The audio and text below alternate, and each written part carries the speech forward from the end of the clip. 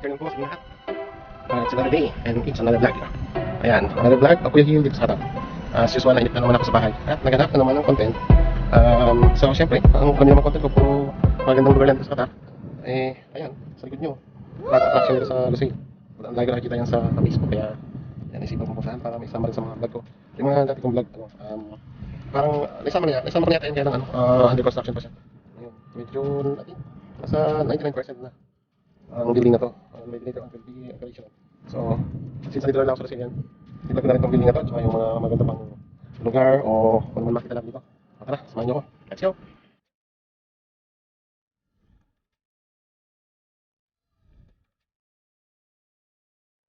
Qatar Tower. City, Doha, Qatar.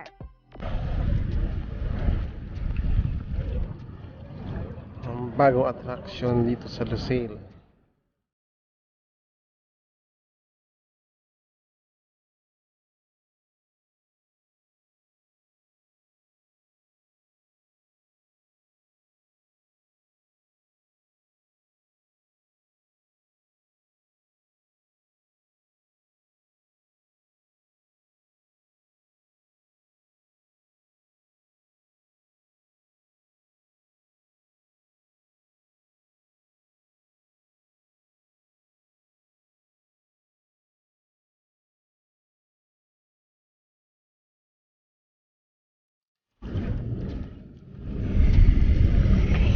And there you go. Yan po ang isa sa mga attraction dito sa Lucille. Bagong tayong structure, buildings. Ang pangalan po niya ay Katara Building, Katara Towers. I-correct ko na lang. Tignan ko na lang, search ko na lang sa Google kung ano talaga yung pangalan niya. Pero Qatar Tower. Hewlett Mo. I've known from my friends the name is Katara Towers or Katara Buildings, whatever. Ayan, isa siya sa mga attraction dito sa sa Lucille. Pero yung mga ibang building dito, maganda rin po yung mga building dito. Lalo na pag natapos yung mga ongoing na yan. Pero ito talaga, madalas yun na makikita yan sa sa TikTok at sa mga nagbo-vlog. Alright. So amazing structure. Sana makakit din ako dyan someday. Tara, pasyal ko po kayo sa iba pang lugar dito sa Lucille. Ayan. Tanya marami naglawo-walking, jogging, picture taking, vlog. Napakaganda po talaga ng lugar na to. So, yan nga po, pag medyo naiinip kayo katulad ko, after work, pwede kayong pumunta rito at mag-chill, mag-relax. Sa ngayon medyo okay pa yung weather, but maybe next month medyo mainit na, or alam ko marami pa rin naman pupunta rito para mag-chill. Yun nga daw lang masyadong mainit. Pero sa hapon or sa gabi,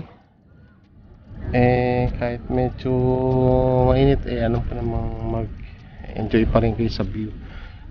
Bawas cholesterol na rin. So ngayon po ay Ramadan, kaya medyo konti pa lang ang mga tao. Pero siguro after Ramadan, pag naging regular na yung regular days, regular time, marami na rin kayong makikita ang mga tao dito. Karamihan kasi mga Muslim, nagpa-fasting sila ngayon, or malapit na yung kanilang iftar. So konti pa lang tao dito. So but later on you will notice that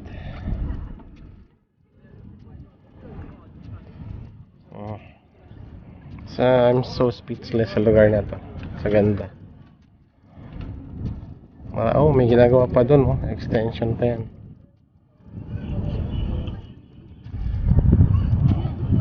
So, tuloy lang po tayo sa pag-iikot-ikot. Ayan. Maririnig nyo yung simoy ng hangin. Talagang nakaka-refresh. Dito po bawal mamingwit. Kaya kung yan, mga nakikita ko lalaki ng isda. Pero ko lang kung nakikita sa video. Oh, sarap sanang mamingwit dito, pero huhulihin po kayo ng guard. Wow, look at those structure in the sail. Gaganda ang mga buildings. Dito sa Doha po parang ito yung another West Bay.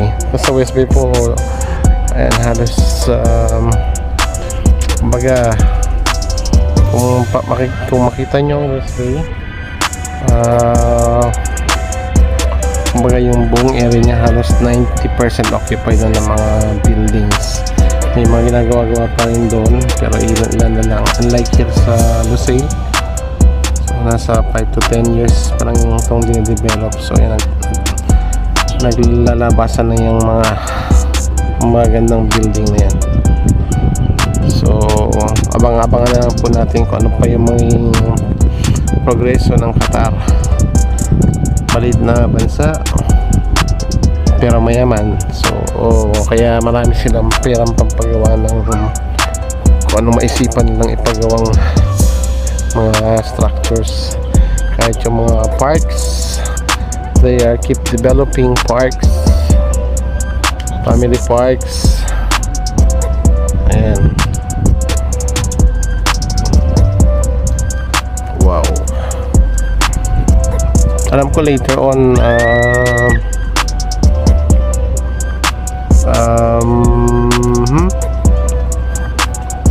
never mind.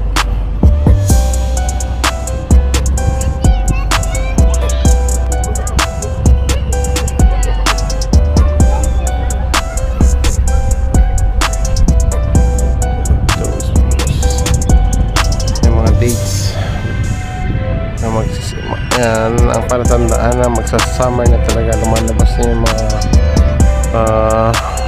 mga tao dun, simula nang tumabas yung mga fruits ng dates.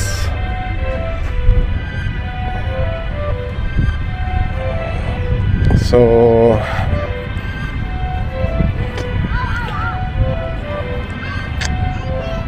alright, so sa mga makapanood po nito, just to inform you, nung gawin kong vlog na to, this time is time check, it's 5 o'clock and on the month of April.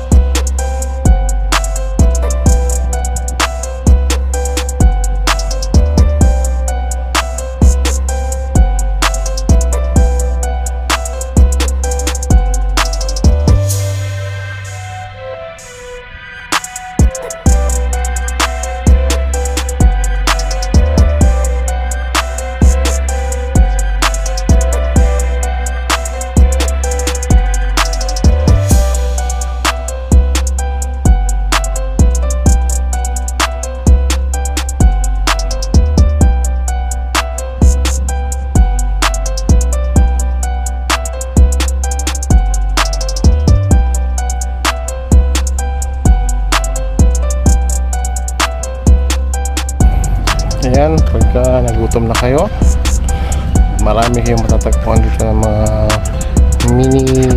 mini resto. Ayan, wow.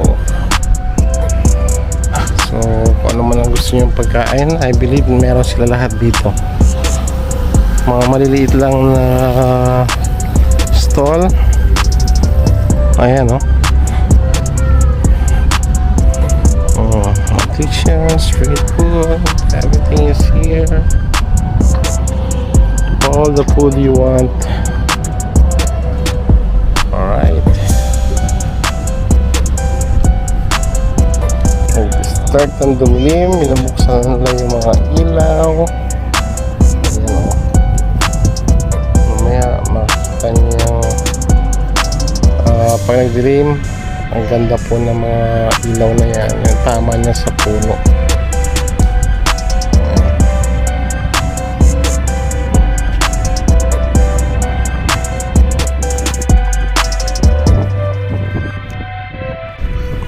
Yun guys, oh. May nakita akong malalaking isda. Ayun, sana nakikita nyo rin. Sarap mga will dito. Kaya lang po, bawal. Ayun, kanina, hindi ko pa sila nakikita. Ngayon, naglalabasan na sila. May alimasag pa, oh. Yun, oh. Wow, naman. Yun ang alimasag. Ayun, oh. Sarap yung hulihin. Ako. Press na press. Sarap pang ihaw. Ayun, ang daming isda doon, no? Sana kita sa video. Mga alimasag pa, naglalabasan na po sila, oh. Wow. Siguro po gagawin nila tong sanctuary, peace sanctuary, or talagang ipubawal po para maging attraction na yung mga naglalaki ang isda na yan. Kapag po sa ibang bansa. Pag sa West Bay po, pwedeng mamingwid. Dito, bawal pa yata or bawal talaga. Yun, alright guys. Napagod na po ang inyong Kuya Hill. Napasandal na sa puno sa sobrang pagod. Malaki-lakad din po kasi itong area yung inikot ko. So, hanggang dito na lang muna po ang vlog kong ito. So, see you na lang po sa susunod ko pa mga video. Salamat po sa mga nanood. Keep supporting Kuya Hill Vlog. Sa mga bago pa po, don't forget to like, share kung gusto nyo po. At syempre, subscribe. So hanggang sa muli, bye bye po uli muna sa inyong lahat. See you next time. Bye bye.